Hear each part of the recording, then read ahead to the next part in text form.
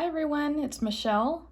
I am going to do hopefully a quick video on how to do a Kitchner cast-on for a toe-up sock on this Boy Simplicity adjustable sock loom.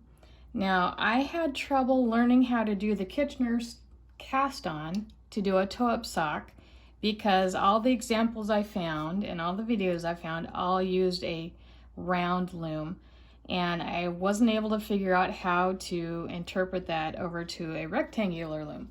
But I found a video made by the Lopsided Crafter on YouTube. And her videos are for a vanilla sock, part 1 and 2. Vanilla just meaning a plain basic sock, but it's a toe-up sock, and she uses an oval loom.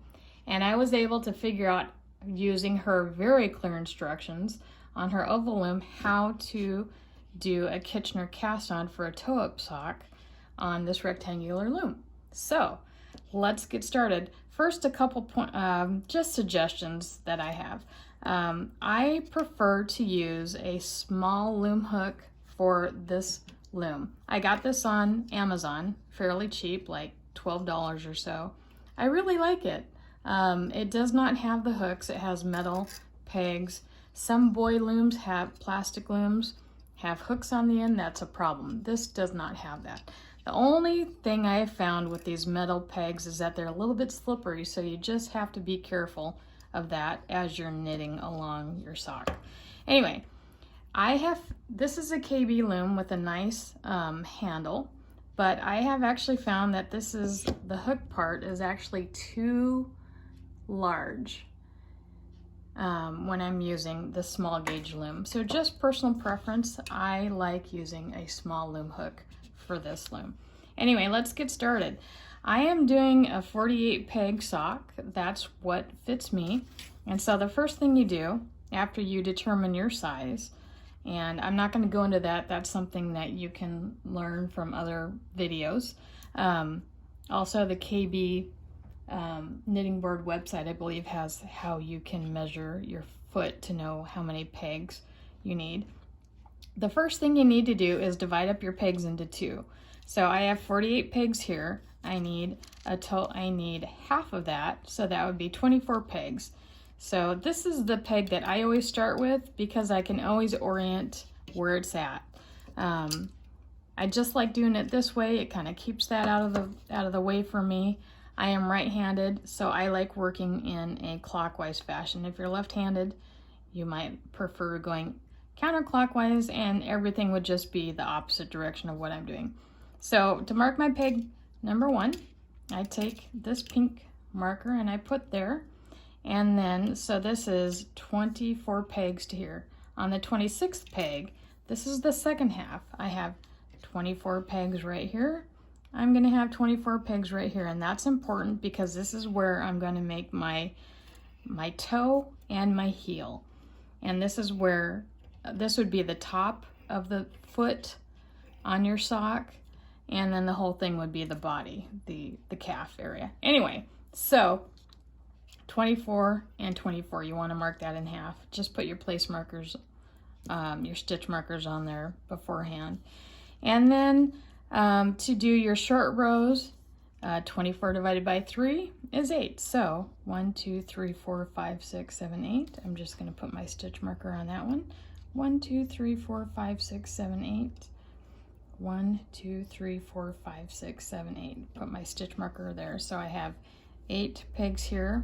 I have 8 pegs in the middle, and then I have 8 pegs here. So that will be for my toe and for my heel. But let's just go to the Kitchner cast-on. I just mentioned that to put your stitch markers on before you start putting on your yarn, just because it's easier. Okay, so what I do, take your yarn, leave a tail. I like to hold this up like this, put the yarn on the inside, and just hold that tail here. So I'm going to go to right here, this marked peg in the corner. Okay, I'm gonna go from the inside, wrap it to the outside. Then I'm going to go to the peg to the right of it, and I'm going to wrap around like that. Okay, then I'm going to go here, and I'm just going to zigzag back and forth. And it's a little bit, just kind of move the loom however is comfortable for you, and just weave that in back and forth, making sure that you do not miss any of the pegs. If you miss any of the pegs, you have to start all over. And you can just kind of hold that down if you want with your thumb. That's what I like to do.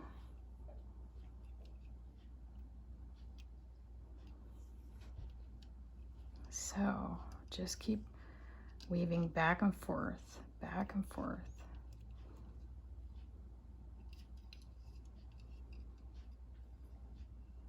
Don't miss any pegs, that's critical.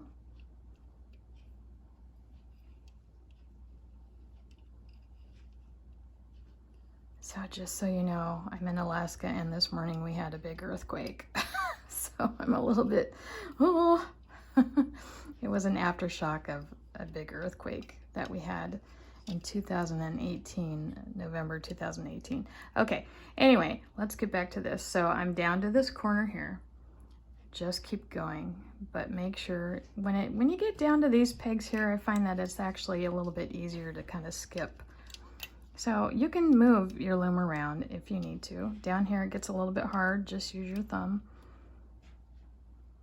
And you'll have to excuse my nails and stuff because I actually live on a farm, and so manicures and things like that just don't work for me because I have working hands. So here we go, down to the last part. Okay, so here is the very last one, and so watch how I do this one. This is my very last peg right here. I have it wrapped around all these pegs, and so this one you just go from the back and you bring it to the front.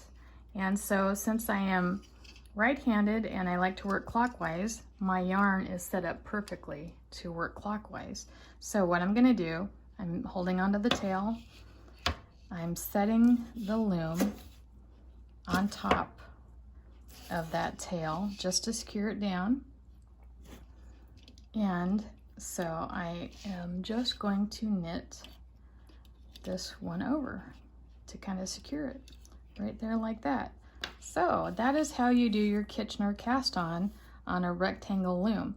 And as you will go around and this will become secure, but in the meantime you can just wrap it around there or just hold it however you want to do it. Just keep that tail secure. I definitely recommend that you continue on with more tips for the Kitchner cast-on using a waist yarn, following the Lopsided Crafter on YouTube to take it to the next step. This video was strictly just how to wrap the yarn on a rectangular loom. So I hope that helps because I was not able to find this anywhere. I think I actually did later on find one little video, but it actually moved too fast and it kind of skipped the beginning. So I hope this helps, and I hope everyone has a great day. Bye.